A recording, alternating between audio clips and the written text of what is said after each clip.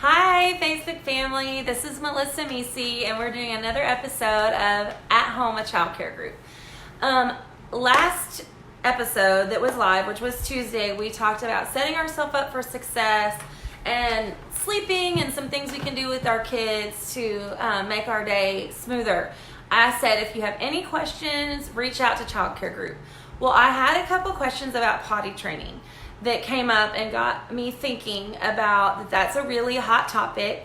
And we're in a unique position right now where you can go one of two ways. You can say, oh my gosh, I'm exhausted, I don't want to do it, I'm not going to mess with potty training, and that's okay. You know, you got to get through the day. But I'm going to encourage you to look at this time at home where you can't go anywhere as the perfect opportunity to potty train your kiddo. And you could save a lot of money in diapers and wipes and all that kind of stuff if you can get them on the potty. So let's talk about that in a minute. I texted some of my center managers and education specialists that I just happen to have their number on my phone. So thank you guys. I heard back from our MLK center manager, Kelly. She had some really good ideas. Like she said it works really great if you have a potty song. And so for her kiddos, they made up a song that if they were successful or not, like they sang the potty song. And that brings us to a good point. If you're potty training your kiddo, punishments don't work. We don't want to punish them for having accidents or whatever. It actually just causes more stress, and then they are able to control themselves even less because they're just like in a hyper stress situation. So only positive reinforcement. It's really cool if you get like a baby doll or a favorite stuffed animal and have your child teach that animal or baby how to go potty on the potty. You can work with them on that and before you ever get started. Put that potty in the bathroom, but for my kiddo, she didn't want to miss out on anything, so I know this might be a little trashy, but I put her little porta potty, her little kiddo potty in our living room, you know, where she could still be with the family or watch her movies. And that only happened for a little while until she got good at it. And then we moved it back. Natalie from our West Dallas Center had a great idea that a parent had shared with her. And I'd forgotten about this, that this is great. Target practice works for the little boys. So if you have some Cheerios or Fruit Loops or something you can put in the potty, put one or two in there and ask them to try to hit it. Hit the Cheerio, drown the Cheerio, whatever, that works really good. So there's lots of things you can do, but just stay positive. You can set a timer. My friend Zulima that works for us mentioned that it's nice to have a timer that every 40 minutes or so, you can just ask your kid, hey, do you need to go potty? Don't make them sit there for an extended amount of time. Anytime they want to get up off the potty, let them get up. This should never be a punishment. It should just be a really cool thing that they're getting to start to do, and just use lots of positive reinforcement with that. One of the questions that came up from Tuesday was, what if my kid was doing great? They were already fully potty trained and they were doing good at childcare or daycare or at school, and now all of a sudden we're having poo accidents. They're having accidents of number 2. And it's frustrating, and we're already stressed, and we don't have time for it, and it's disgusting, and they're too old to be doing this. Like, what is going on? And so I knew from my experience working at an OT clinic that a lot of times when kids regress in potty training, it has nothing to do with potty training. It has a lot to do with their neurotransmitters and serotonin levels and all that kind of stuff. So let's land on that for a minute. If you had a baby or kiddo that was totally potty trained or really close when they were going to daycare or school, and now they seem to at least start their number 2 in their pants. They're not quite making it to the bathroom, and it's causing a lot of frustration. I want to talk about that for a minute. There are neurological reasons that is happening. It's not happening because they want to be bad or make a mess or stink or be gross. Trust me, kids do not want to do that. Nobody wants to do that. Nobody wants to have an accident, okay? So if your kiddo's having an accident, and this can happen, I'm not trying to be gross, but you can have 8 and 9-year-old kids that have underwear that you don't want to mess with before it goes in the washing machine, okay? So this really applies to all ages of kids. when they start regressing and having those accidents, it is a serotonin level problem, usually. So what most people don't know, we've heard of the word serotonin, and that is the happy chemical. So that's like your happy hormone. And so as adults, we know some of the medicine we take replaces that serotonin that we don't have enough of. What most people don't know is 80 to 90% of your serotonin comes from your gut. That's why you're seeing poop problems with your kiddos. It's a gut issue, yes, but it's mostly a serotonin issue. And your serotonin is low if you're anxious, you're sad, you're scared, you don't know what's going on, and if the routine has gone away.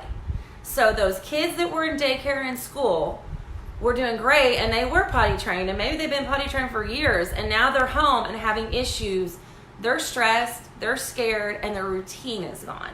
So there's things you can do to re-up that serotonin in a really healthy way. If you have probiotics at your house, give them probiotics and get that gut healthy again. But you don't have to take any medicine for a child or an adult, really, to up their serotonin. As adults, we know that everybody tells us exercise is good for depression. Okay, serotonin is what helps cause depression. So for a child, exercise is good for potty training. Okay, I know that's crazy and we've taken a long turn, but that's what I'm trying to tell you. The point is, if your kids are regressing in potty training, there's fun activities you can do at home that will increase their serotonin, their happy hormone, and they will stop having messes that you have to end up cleaning up, even those 8 and 9-year-old kids. So we've had older kids be able to tell us at the OT clinic, and this is not all my brain power, y'all. This is my friend Denise, who's an amazing occupational therapist from Rockwell Excel Pediatric. I just want to let y'all know that. But we've had those kids express to us when they hold it, when they know they need to go number 2, but they hold it, it increases their feel-good hormone. They feel better. And then they accidentally just hold it too long, and that's why you get the older kids with gross underwear, okay? The younger ones can't express that, but they're doing the same thing. Their body knows they need more serotonin. It's telling them to hold it. And they're not doing it to be bad. So here's some things that are really easy for you to do to help increase the serotonin and fix the regression of potty training issues. Heavy labor. I know that sounds crazy. How do you do heavy labor with a preschooler? Well, you can get a spray bottle and pick something that needs scrubbed really hard, your refrigerator, your oven, something outside, the bricks, whatever. Get a spray bottle and a rag or sponge or whatever, and they need to scrub it. They need to scrub that really hard. The other things they can do is carry heavy loads. Let them struggle. Get the trash bag. It needs to go to the trash. Cool. Don't fill it all the way up so it's appropriate for a preschooler to hold, and let them walk it with you outside. Let them drag and carry and heave on that trash bag. That heavy impact is good for them. Something super fun that they're going to think you're the best mom ever. Have a pillow fight. Hit them with a pillow, okay? Hitting them with the pillow gives them deep impact, and it really will help increase their serotonin levels. That's why you can't not laugh when you're having a pillow fight, right?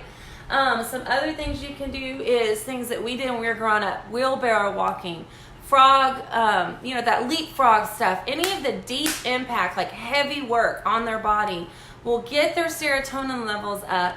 And I promise, in a few days, in a week, if you do this, you will stop seeing accidents and you will stop having to clean disgusting underwear. Okay, I promise. So another thing, if you have 2 kids, it's great to use your laundry basket because that's fun. So have one kid in the laundry basket, and the kid that's having potty accidents for sure can push the laundry basket, can pull the laundry basket, grab some rope, have them tug the laundry basket. It's fun, but it is really working their muscles and making impact on them. Even preschoolers can do push-ups and set-ups and jumping jacks. Something great if you don't want to have to think about it, but you really want this potty training to work, have them pick an animal to be, and everywhere they go that day, they have to hop like a bunny. Everywhere they go in the house that day, they have to be a frog. That's heavy impact. It's the exercise they need. It's fun. They're not in trouble. They have no idea you're helping them potty train by getting their brains working. There's one other thing I want to talk about. If all that doesn't work, or if you want to really attack this, there's one other area in your body that affects potty training that you would never think of. And it's called the vagus nerve. And Denise told me about that this morning. It is called the vagus nerve because it's a wanderer. It's all over. So it goes from your brain to your gut. And it gives sensory input. It gives instruction to your brain. And it affects your gut, just like serotonin does. So if you're stressed or anxious or you're fatigued, remember parents, they need all that sleep we talked about Tuesday. If your baby's fatigued, it's going to affect their potty training abilities. And so it affects their vagus nerve. And the vagus nerve can be fixed and helped by putting your kiddo in a small space, a bathroom or a laundry room, and playing classical music. I know that sounds crazy, but your auditory input affects your vagus nerve and your serotonin levels. It brings everything together. And so I know it sounds nuts, but when they're taking a bath at night, play classical music, put some Beethoven on. They won't know why you're doing it. You know why you're doing it, and you will start to see the effects of a calmer child, a child that can potty train, and it'll bring the stress level down at home, and you won't have to be disgusted by that underwear of an 8-year-old. This works, guys. It works for your elementary kids too. I promise. I have personal experience. It works. So remember, positivity. There's things we can do. We're going to post some information about the vagus nerve and serotonin. If you want to know more, Google it. It's everywhere. Or give me a call. If I don't know, I'll call Denise. She's been amazing for Child Care Group, just on call with anything we need. But y'all, if we could get this potty training under control, think of all the money we're going to save. Think how excited your teachers are going to be when you drop those babies off at Child Care Group or at your daycare center, and you're like, we're in panties or we're in big boy underwear. And you don't have to be stressed about it. It can just be part of growing and developing. And if you have issues, guys, reach out to us. We want to help. We're not grossed out by this. We're parents too. I've worked in an OT clinic with Denise. I've been a teacher in high school and elementary school. Nothing you can say will freak us out or gross us out. I promise you are not in this alone. We're stronger together, right? We're all in this together. So this is Melissa Misi. It's been another episode. A little bit of a gross episode, but another episode of At Home with Child Care Group, and we will see you next time. Oh, tomorrow at 10 a.m. we're dropping our happy video. So if you submitted a video to us, watch it at 10 a.m. tomorrow to see if your kiddos made the cut or if you made the cut, and be looking for some happy mail. I got that term from Candace. Be looking for some happy mail from CCG to say thank you for participating, and it's really cute. You might see some of our leadership dancing to Happy, which is really fun. So look for us at 10 a.m. for Happy, and keep doing what you're doing. I'm proud of everybody. If you have diapering advice or potty training advice, then please post it on this strand. It's a hot topic. Everybody's looking for help in that. So anyway, thank you to my center managers, directors, and all the people that made this podcast, or whatever this is called, Facebook Live, happen. I'm Melissa Misi. It's been another episode of At Home with Child Care Group. We'll see you tomorrow.